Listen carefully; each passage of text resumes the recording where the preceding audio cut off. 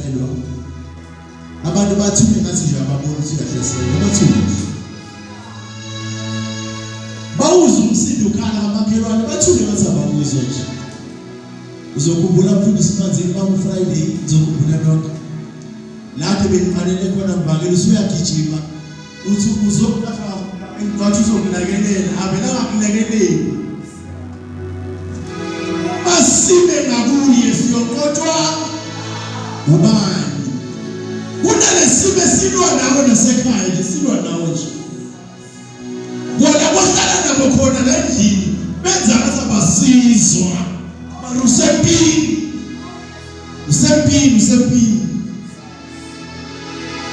kunalesibe silwa nabantwana bethu besesikoleni athi uyabheka noma le ndaba mayibike ekhaya ngathi ngebengisiza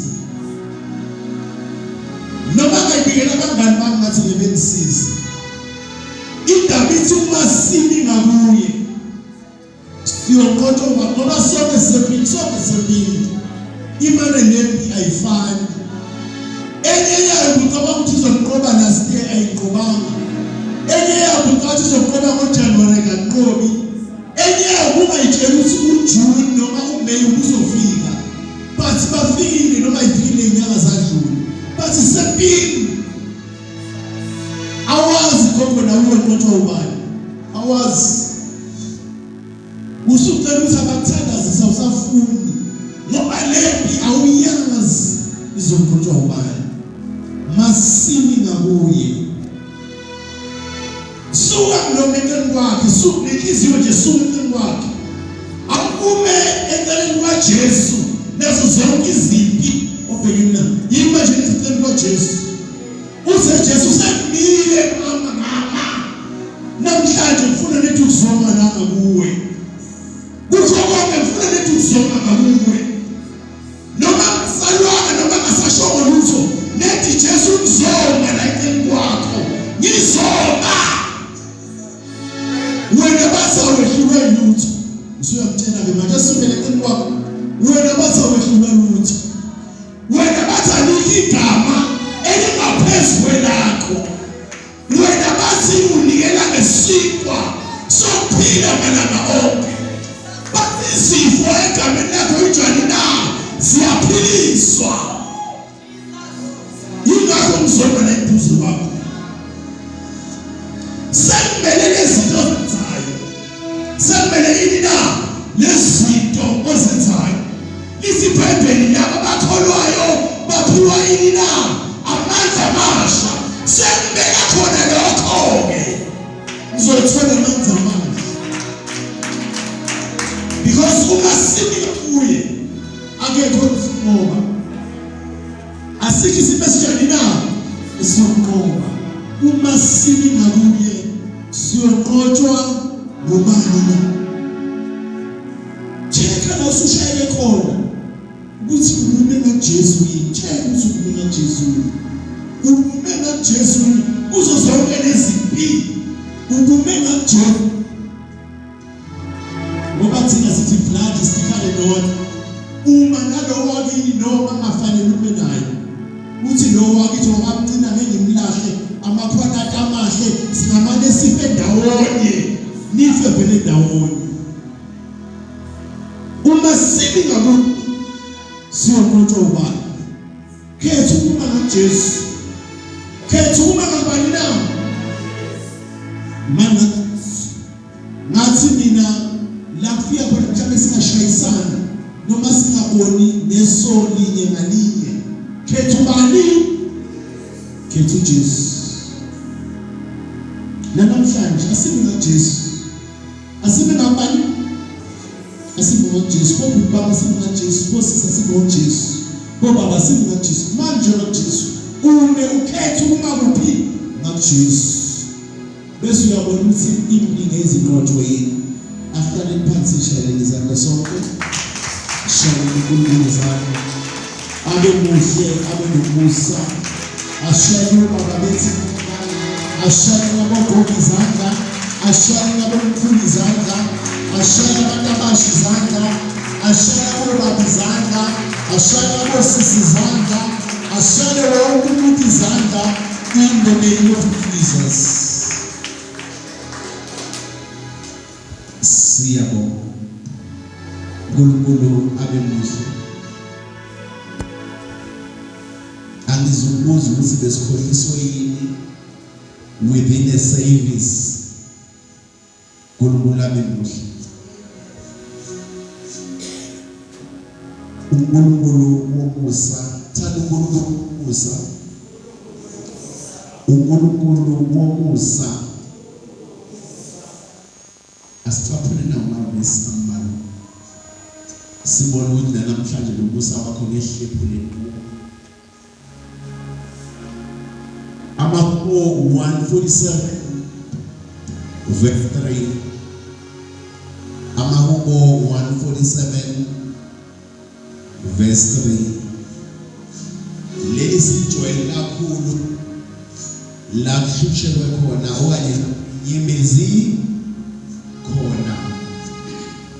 Noma sikizwa kakhulu kulezo ndawo noma sisebenza kakhulu eindaweni ezifana lezo ke 147 verse 3. 147 ivesi lika-3. So thatha u-34 ivesi lika-18. So thatha u-Isaiah 57 ivesi lika-15. So thatha u-Isaiah 61 ivesi lika-1. Luke chapter 22, I believe verse 49, 50, maybe no 51, basis yathandaza.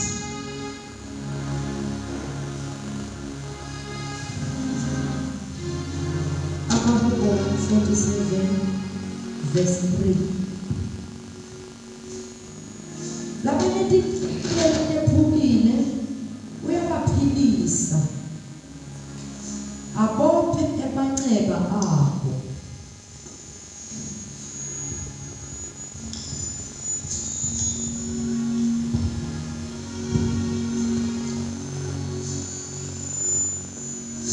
Welapha abanhliziyo zephukile, abophe izilonda zabo. Inxeba sikhuluma ngento esumise yintsha noma esumise fresh. Ukuhamba kwesikhathi akusabi inxeba kube seyashintshwa kumanye nami esilonda. 34 verse 18.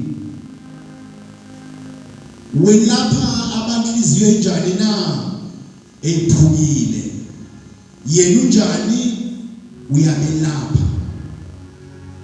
Laba bonhliziyo enjani ziphukile, yena wenza njani na uyabelapha.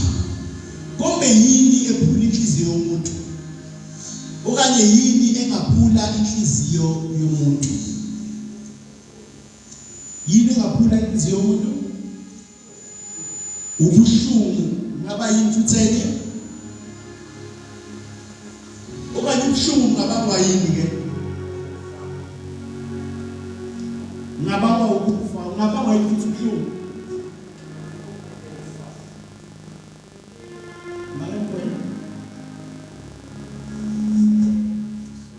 Ukukhubeka.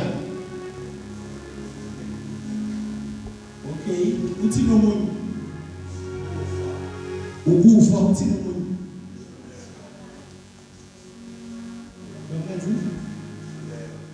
ukuhluleka ukwenza ingaphumeleli ne ngakubangela inhliziyo enjani? Uthi futhi umuntu ukuswela kanti nokuswela kuyabangela inhliziyo ebuhlungu. Okay, asithathe step uswela ukuthi banze ukuthi inhliziyo ebuhlungu yini yahle usana uswela ngathi. Okay, ubani wathi yathi ngamswela lokho bali inhliziyo yami izibalisa babusibu uchoda ngani uthi baba uchoda ngani ngomoya engcwele kwenza ube nenhliziyo enjani na? Okay, yini ongayenza uchoda ushoda ngomoya ongcwele inhliziyo sibafuna ukuthi hayi mina ngiyashoda ngosamoya ongcwele ngasangizweni ukukhona yini ongayenza ukukhulu siyabonga ngeke kanti kenze umzalwane abe nenhliziyo enjani na futhi kuyenzeka kwabo yini na ukukhubeka ngisho njalo lithi okay umuntu ukhutshwa omunye ubani na imagine usubangela uJesu umsebenzi useduze kwabanhliziyo enjani na ezinjani kube lenhliziyo yakho yini njalo Bine ngoku ngale ngithandaza uNkulunkulu ngusisa mina nengane zami uJesu sanani nomzalwane lo mina ngiphulekile na ngifuna sambe kancane la uJesu busy unaka lo mzalwane mina ngiphulekile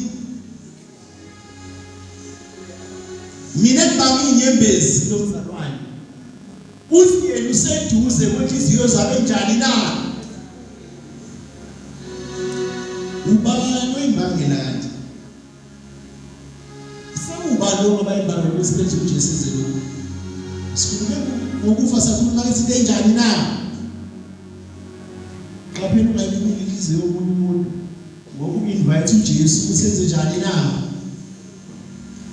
umeme uJesu usenze njani azomnakekela sesiyancipha sifunda sonke siyafunda namhlanje ngesikhathi nje ukuphula lenhliziyo yalomzalwane ubokwazi ukuthi uma umzalwane mbamba kumaswazi manje mbamba ngesikhathi wena umlimaza lenhliziyo wena umema wenza simemo etshwani umema uJesu usazonakekela ubani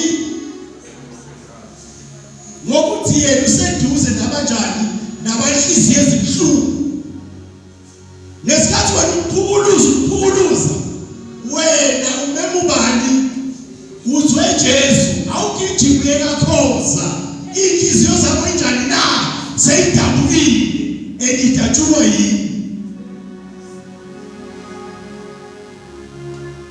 uphinde ngapho ungene endlini uthi uyafasta uyathandaza uNkulunkulu ubusise ufuna umshado uphumelele ufuna umsebenzi wakho uphumelele kanti wena usuthi uJesu waze Jesu hamba mina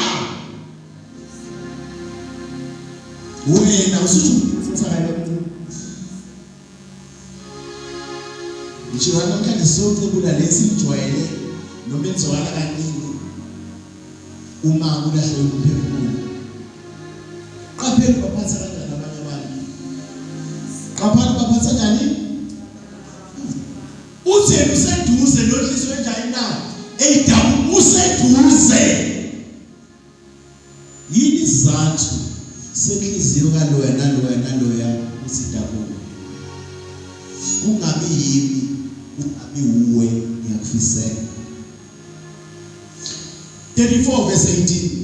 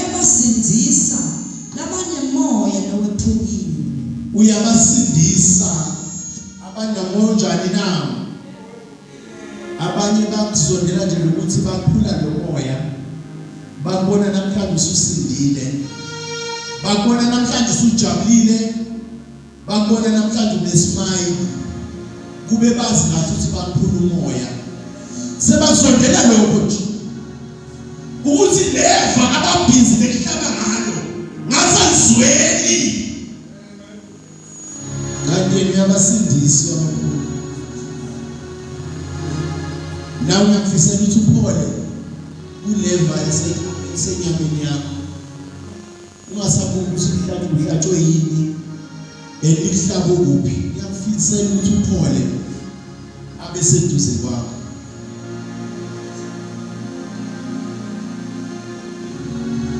Isaiah 57 verse 15. Usimakade uthembisa ukuphilisa othobekileyo. Oh, kanti nokuthobeka kuyambiza ubani na? Usimakade. Nethi ukuthobeka nje. Ukunjani na? Ukuthobeka. Kunabantu abathobekile, kunabantu abathothwa isimo. Kunomzalwane othobekile nje. Sekunomzalwane othothwa yini? Isimo. Uma lesimo singekho angeke azathobeke.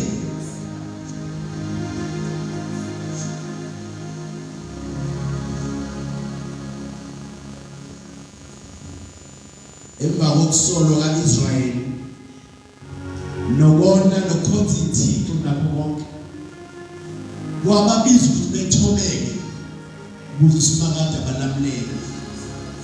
Mina nawe sonile nakandaka mara sifuna ukuthobeka. Sibeka izathu why sonile. Siyayibeka izathu. Mara isizwe kwabiza ukuthi sithobeke ukuze uNkulunkulu asilamulele.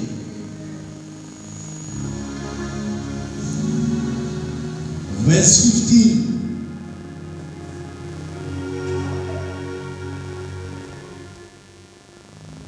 Ngoba kuloko lokushiwo lophakeme losetulu lolipito lakhe lingulongcwele uthi ngihlala etulu endzaweni lengcwele kodwa nakuye lodzabukile nalothobekile emoyeni utewuvuselela umoya walabathobekile nekuvuselela tinhliziyo talabathukile emoyeni.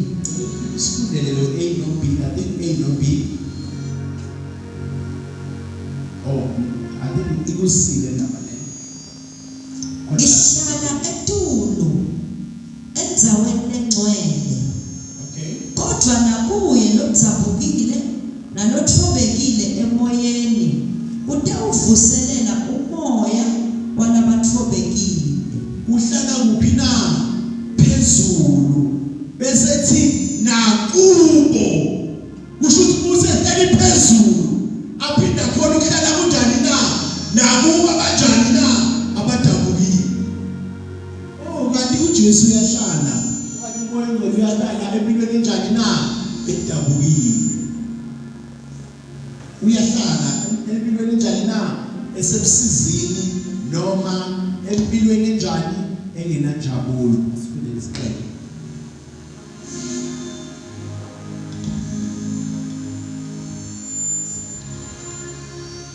Ngihlala endaweni ephakemeyo nengcwele nakuloyo onomoya odabukileyo nothobekileyo ukuvuselela umoya wabathobekileyo nokuphilisa inhliziyo enjani na zabazisolayo. To be remorseful, ukuyisola makwenzeke njani kungehambanga kahle, kuyamema ubani na umoya oyingcwele usahlale kuwo. Inhliziyo edabukile, inhliziyo enjani na ethobekile, nenhliziyo enjani eyisolayo iyamema ubani na umoya oyingcwele. Cheka le yakuthi kuphi? 61 verse 1. 61 verse 1. Inhliziyo edabukileyo imema umoya oyingcwele. Inhliziyo ethobekile iyamema umoya oyingcwele nomoya khona ukuhlala kuyo. Inhliziyo eyisolayo iyakhona ukuvula ispace sana sikamoya oyingcwele. 61 verse 1. Moya wenkosi Nkosi simakadze ukimi ngobe simakadze ugxobile kuthi nishumayele tindzaba letimnandzi kulabampofu ungithume ukuthi ngiyobopha labo labatinhlitiyo tabo tidzabukile ungithume kutawumemetela kukhululwa kulabathunjiwe nekukhululwa kulababoshiwe. Ngoba umuntu ompofu umuntu onjani? Umuntu ompofu umuntu onjani? Mfundisi manje kunafuthi ukhanya kunami ngiyazi ngidala umfundisi. Umuntu ompofu umuntu onjani? Umuntu onjani? Umuntu oswele. Umuntu onjani na? But kulula ukukhuluma indaba ezimnandi kumuntu oswele. Okay, iziphi indaba ezimnandi? Iziphi indaba ezimnandi?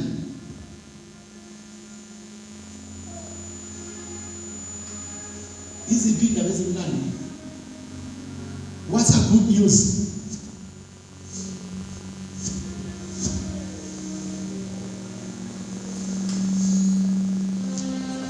Iziphi indaba ezimnandi? Bantwana bami bancane.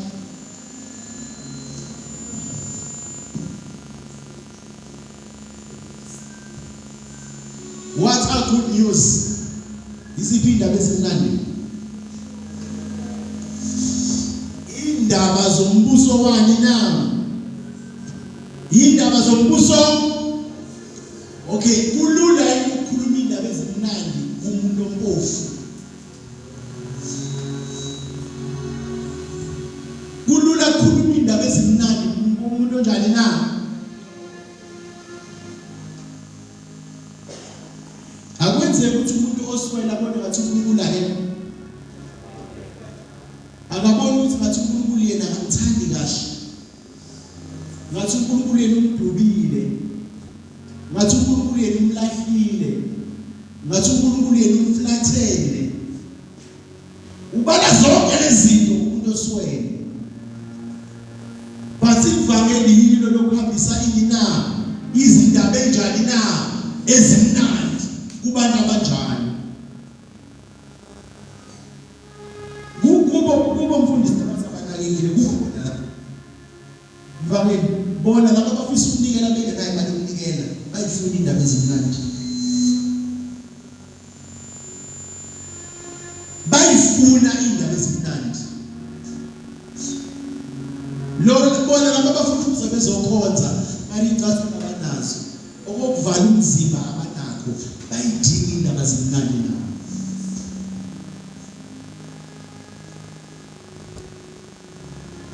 Luke 22:49-51.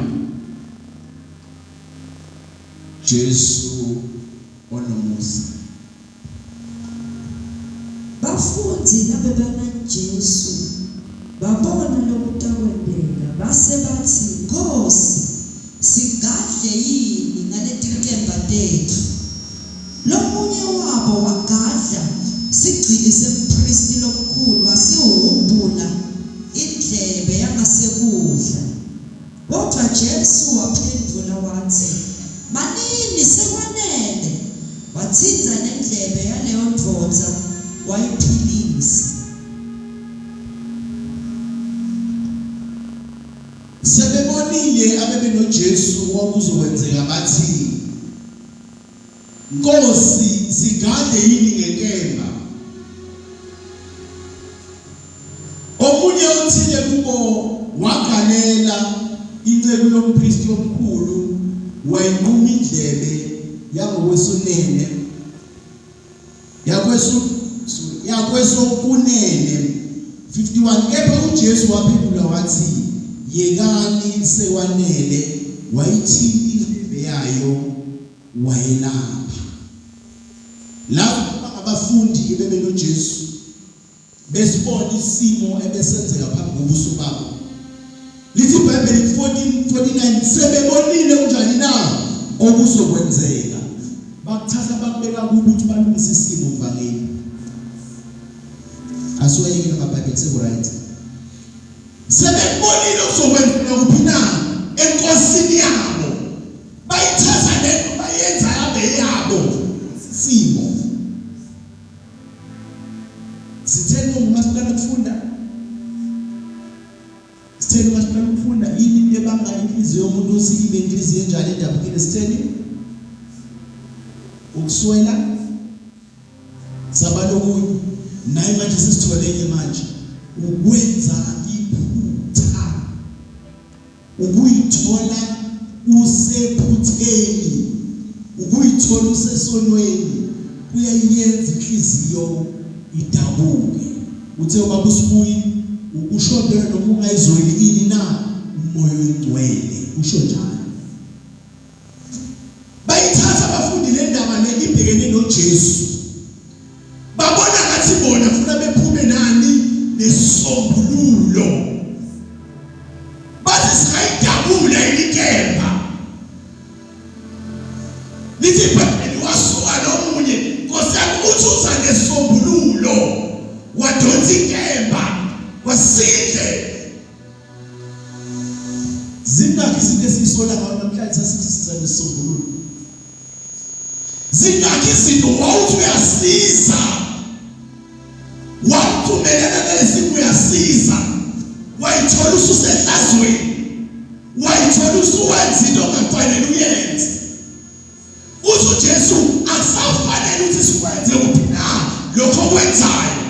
Mina nawe lento sesiyenzile, sithi sizama ukukhama nesombululo seyinkinga zasemakhaya sakwenze sikwenzayo. Kanti akusamdumisa uNkulunkulu, kanti akusaliphakamisa igama likaNkulunkulu, kanti akusalingcwelisa uNkulunkulu, sakwenza mina nawe lokho esikwenzile. Ngiyawabona amahloni kusosha lonke noma kunceku yonke kaNkulunkulu itshela ukuthi yenze kahle ngenxa yesimo ebhekene naso, kanti siyenza iphutha.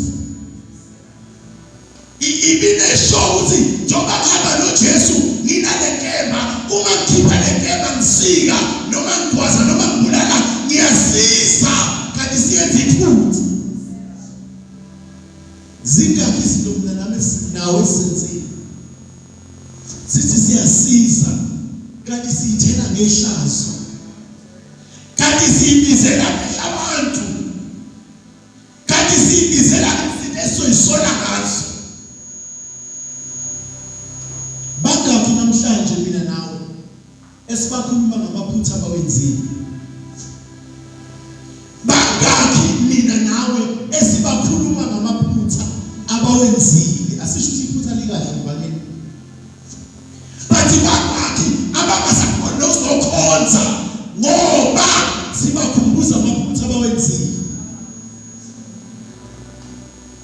Wayibuka uJesu le ndaba, wabuka isosha lakhe noma omunye of the disciples esenza iphutha phambi kwabantu, athulweni inkosi kanti useyibeke ehlazweni. Kusho uJesu asisekho isidingo salento le. Lithi iBhayibheli wayithatha indlebe wayiphikisela, waristora i-order. Nawe namhlanje siyamdinga umuntu ozosisiza emaphutheni esisiwenzile nezinto esesiyisola ngazo namhlanje. uJesu wathola noma wabona ithuba lokuthi angeke simyeke umuntu esihamba naye, angeke simshiye ehlazweni eselenzile phambi kwabantu, mara besimshiye ehlazweni. Namhlanje usibona nesigijima, asifuni ukushiya ehlazweni. Asisho ukuthi li-right, mara sifuni ukuthi usale ehlazweni. Usibona phansi siyathandaza senza ngoba siyadumisa, asifuni usale ehlazweni. Noma uphakathi usubona ehlazweni, mara uJesu uyabonela, uNkulunkulu uyabonelelwa noma sebekwazi. Kusuma khamba wena ingane ufuna ingene endlini, uma khamba wena ufuna abanye bebamba abalingani babo, bethe baba kasibona nosondela nabo, awumbukise naye le ndaba. Akuna namba, akunalutho, akuna namba, uphilwe naboshukela kwavela wena ufuna imali izihlale lakho ngoba ihlale la ngoba sekuvele mina wayibuka uJesu lendaba wakafuna uyiyeka injalo wayilungisa ukuze omunye wabo angabi sehlazweni enze into engasafanele ukwenziwa wathatha indleko oyibuyisela the same Jesus ngoba nomusa usewuyena namhlanje nomusa eyintweni esihambe kuzo savona sazi zona singaboni usenamandla usixolela unamandla okubuyisela izinto esezonakele unamandla okuxolela unamandla okubuyisela izinto eseyilahlekile unamandla okuxolela unamandla okubuyisela izinto eseyilahlekile akahlekisanga naye akavumanga isifuku sonke siqhubeke sibuke njengesosha elihlulekile lenzakalo akavumanga abanye abafundi babona ukuthi usewile wenza into esinengiso nengafanele yenze he reached out wamsiza mina nawe senza kanjani uma abanye bedlokholwa bewa mina nawe senza kanjani uma abanye amasosha sihamba nawo asewile senza njani mshadi siwile senza njani umingane zethu seyiwile kusho mina qala ngithi ngabona amathuba awumnikeli uNkulunkulu kusho mina qala ngithi ngiyisola the day ngivuke ngikwazi the day ngivuke ngikhonza nawe kunokuthi uNkulunkulu umusa wakho usemabuyisela kuposition yakhe kade khona ngoba lithi iBhayibheli uJesu wathatha yona lephisi yendlebe wayibuyisela lapho ikhona lavanele ihlazo lomuntu umfundi asisho usibeli right bemiko right mara uJesu wavala ihlazo uze baqhubeke nendaba ihlazo lingekho ngakubo ngoba la ihlazo khona usathana ungena khona omubu ungena khona la ihlazo khona kunuka khona ihlazo omubu ungena ngalo lelo hlazo anqobe impi yonke iliphi ihlazo osubhekene nalo iliphi ihlazo osubhekene nalo ungenzeka laziwa wewe ungenzeka nawe ulenze phambi kwabantu njengoba nomunye wabo wakwenza phambi kwabantu ethi Nkosi yami uyasiza wathi uyasiza abona kuhlasela inkosi yakhe athi uyasiza kanti uselethi ihlazo phezulu kwesimo iliphi ihlazo usungene kulo uthi uyasiza asijajana sijaje umuntu mara iliphi ihlazo usuzongena kulo uthi uyasiza uthi ngifuna ingane zami ziseyilana ezifile Nkosi yami ngiyazama angifuni ingane zami zingagqoki ngiyazama kanti usuyibhizi ihlazo angeke uJesu akuyeke uqhubeke nehlazo phambi kwabantu usenakubuyisela ukulahlekile usenakubuyisela ukulahlekile uyafuna ukuhlala eduze noJesu asikuhlabelele umasini ngakuye siyoqotshwa kubayo ngasanibheka ihlazo vele ukwenzile ukuyitshela ukuthi Nkosi yami nawe uyasiza kanti cha usizi usulethi ihlazo emzimbeni kaKristu wangayeke uJesu lethakwatha indlela kwenzenjani na uyibuyisela yini ocabanga ukuthi uJesu ngaze ayibuyisele selahleke empilweni yakho lithi iBhayibheli kuseduze wanhliziyo enjani na sidabukile eyami yakho mhlambe idatshulwe ihlazo esilenzile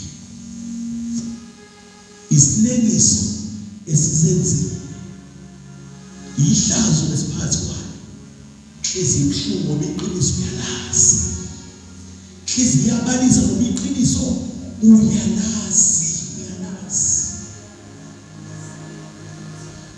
Noma ungahamba ngomahehini mahla kanti ngosiyabona yini.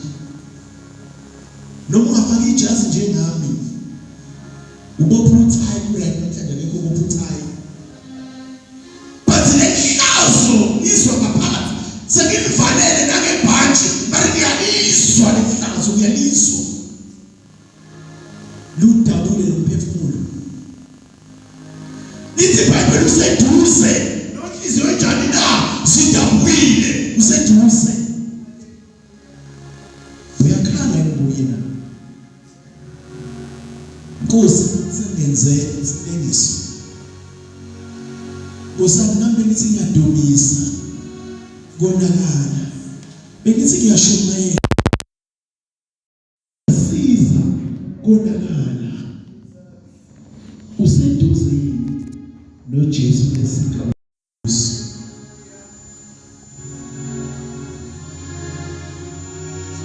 Noma uzoqhubeka uthele inkosi ngehlazo awufuni ukuba seduze nenkosi. Inkosi kuphela khona kuyisela izinto eseyilahlekile neseyintshontshiwe. Inkosi kuphela akekho omunye futhi. Kanjalo wayibuyisela indlebe iyayisisikele ngephutha. Nalokho kulahlekile kimi nawe asemabuyisela. Asemabuyisela nalokho kulahlekile asemabuyisela. Akahluleki. Asumhlabele abahlulwa lutho uJesu akahluleki. Umile wena ngoba phela kule ndlela esihamba kuyo vele amaphutha yenzeka but kuyabiza ukuthi ume ngakubani nje kube bekuyimi esejuba indlebe ye-social networks impela bamanzi bengiyobaleka. Abanye bethu lana ngokuthatha izithombe bafake konke la media wanquma indlebe mari uyakholwa wanquma indlebe mari uyakholwa bafake la kufaka khona mari inkosi ayenzanga njalo iyabona ithuba yokuthi ive iphinde imrestore because asihambi isikadilivana asihambi isikadistorana noJesu.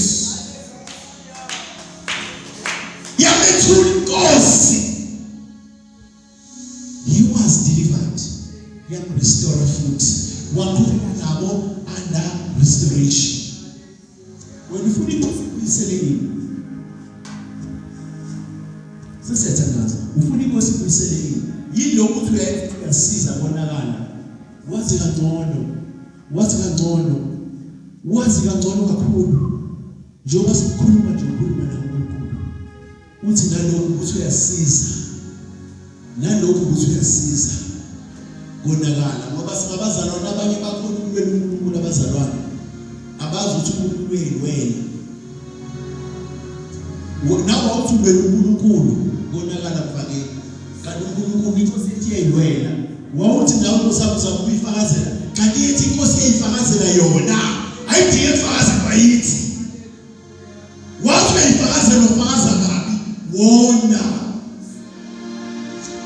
isiphi lesigaba odlula kusuka ukuthi yabona la sebonile uNkulunkulu uzungangidluli ngisindise nami ubuyise lokho sekulahlekile ngabe kulahleke ngenhloso noma kulahleke ngabonanga but ngiyabona sekonakele and angeke kuqhubeke nempilo izinto sezonakele ngalendlela ezonakele ngazo yiba nomusa nami ngoba ephakathi namhlala khona basambuka ngamehlo ade yasosha nomicebo eyakhathi indlebe yomuntu ngoba abanye nje bahamba la banendlebe zabanye baphakatheni babo la namawonetha banendlebe zabanye la bakhuphuka nje banendlebe zabanye la banendlebe zabanye basefonabo baphama nje kunezinye indlebe engafanele ukuthi ngabe ikhona la ikuphi la uthuke wenza khona iphutha noma sifuna sifunde kabusha phela lenceku seyiyayithi ngiyacabanga ukuthi le promotion ngathena mina ngiyacabanga ukuthi le promotion ngicabanga ukuthi uzoyithola. Uyabona ukuthi uyisosha entweni inkosi angekuhlala ipromotion bakusikhulu ngayitholi wena esho ukuthi uyabona le nto engiyenzela inkosi le hayi ngizokhuphuka imendlela kanti useyona wena esho ukuthi imendlela impela uyobizwa njengomunye olwele yini na inkosi kanti usebenza ihlazo wenza iphutha wayitshela ukuthi impela uyoba lapha phezulu lapha abizwe ngelinye igama uthi kuye kuphela owalula inkosi kanti usebenza iphutha. In our walk with Christ kwesinye isikhathi siyawenza amaphutha sitshela ukuthi uma senze lokhu impela igama lethu liyoba phezulu kanti uzovele uthelwe ihlazo ngaleso sikhathi uthelwe ihlazo nalaba abanye umuntu uhamba nabathi ake sakhona ukuhamba nawo namabani namabani uyakhumbula nje lapha se-stadium uyakhumbula nje lapha se-Dyson ubathi uyakhumbula lapha bakukhumbuza ukuthi wenzani wangayivuma ukuthi Yesus aqhubeke bahambe naye senze iphutha walivala ihlazo ukuze baqhubeke behambe kahle ihlazo selivalekile. Siyathandaza asifunde ukuthi in the name of Jesus uJesu akekho la eduze ubiza ngophi uJesu ubiza ngophi ngoba ufuna sithi in the name of Jesus ebese lapho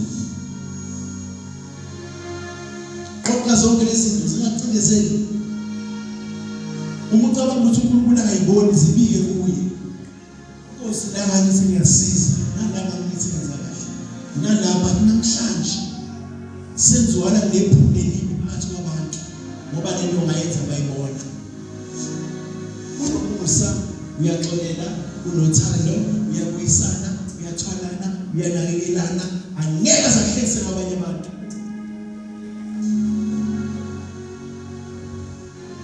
ngoba akukanga kubona akukangakwazi nami nje azangisiza mhlawumbe khona ngeke ngikwenze ngithi usamfuna bajabulisa kanti sengiyona kuye uyena ufuna phela kuyazovala yini na lihlazo ukuze abheke endleleni uyena ufuna vale ini lihlazo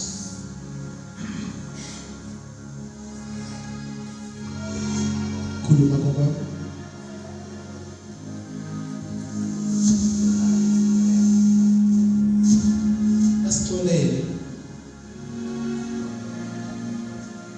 kunezwe lithi uhleli ehlalweni sani esandleni sakuphi uwenza malanga onke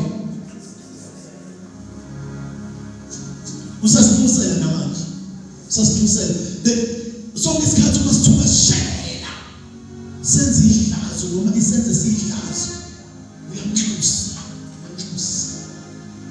akasibaleki uyathusa umunazi iqiniso athi uyalazi iqiniso uzusuhleli wedwa kubuye intshumayelo yeqiniso ithinta ungwani usukamthusela kuvuke le ivangeli leqiniso liphile nakuwe kuthi le nto engenza yesiqiniso ngicabanga ukuthi uthusela ubani leso sikhathi ubani usuthusela leso sikhathi usindele usuyithatha kunesho ukuthi awubona umuntu ivele ibuye le ndaba ubani usuthusela leso sikhathi ngoba thina singakuboni ngoba so sibona ucabanga ukuthi ubani usuthusela uJesu kuphela uthusela uJesu kuphela uma nje mina ngathi ngihlale noma engobeni kuba kungobeni noma engobeni hayi singakhuluma